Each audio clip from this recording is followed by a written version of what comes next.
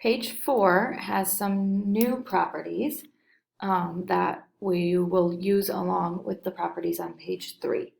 The reflexive property states that all values are equal to themselves.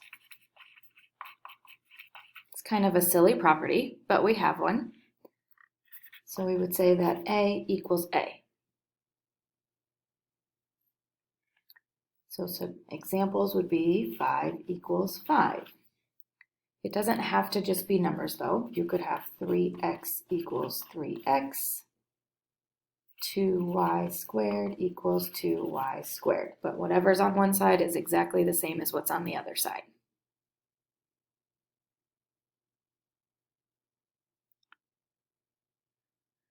What the symmetric property does is it just flips the things, whatever on the left side of the equal sign goes to the right side and vice versa. So what if you have, if A equals B, then B equals A. This one is a little bit confusing with the commutative property, so you have to be careful to see if there's addition and subtraction that have been flipped around or if it's just flipped around the equal sign.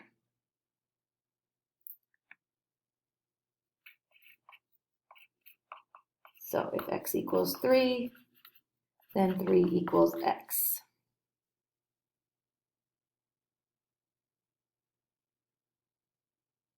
Or you could say, if x plus y equals 7, then 7 equals x plus y. So all it does is flip it over across the equal sign. The order on each side stays the same. It's just flipped across the equal sign.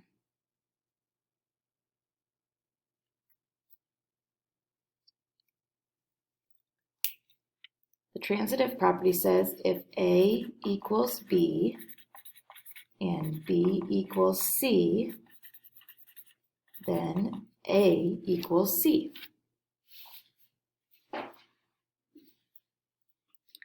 So to put it in just words, if two things equal the same thing, then they equal each other. So since A and C both equal B, then A has to equal C. So you're just taking out the middle one that they're both equal to. So for instance, if I say 3 plus 4 equals 7, and the square root of 49 also equals 7. So notice they don't have to go in the same order. The 7 doesn't have to be first here, or second here, and first here. We have two things that both equal 7.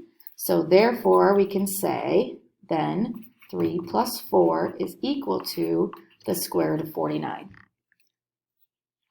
Those two things are both equal to 7, so therefore they're equal to each other.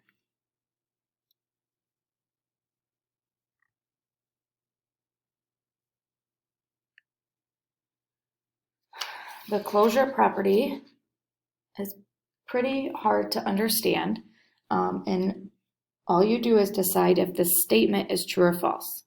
If it's false, you have to give a counterexample. That means one specific example to show that it's false. So what it means to be closed is that the operation always produces an element of the same set.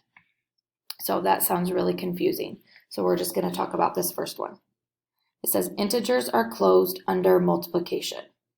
So what you're checking, does an integer times an integer have to equal an integer? That's what it means to be closed. In this case, under multiplication. Integer times integer has to equal an integer. That is true. You cannot find two integers that when you multiply them, it doesn't equal an integer. You can't multiply two integers and all of a sudden get a fraction or a decimal. So this one is true.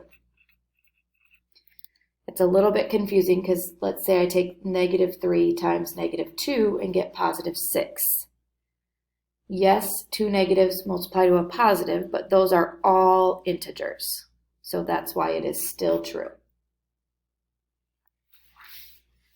Natural numbers are closed under subtraction. So natural minus natural, does it have to equal a natural?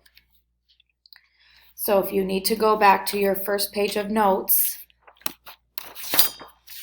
to remember what is what, your natural numbers are 1, 2, 3, 4, so on and so forth. So can you find two natural numbers so that when you subtract them, you don't get 1, 2, 3, 4, so on and so forth? There's lots of options, so this is false. One example could be 2 minus 5 equals negative 3.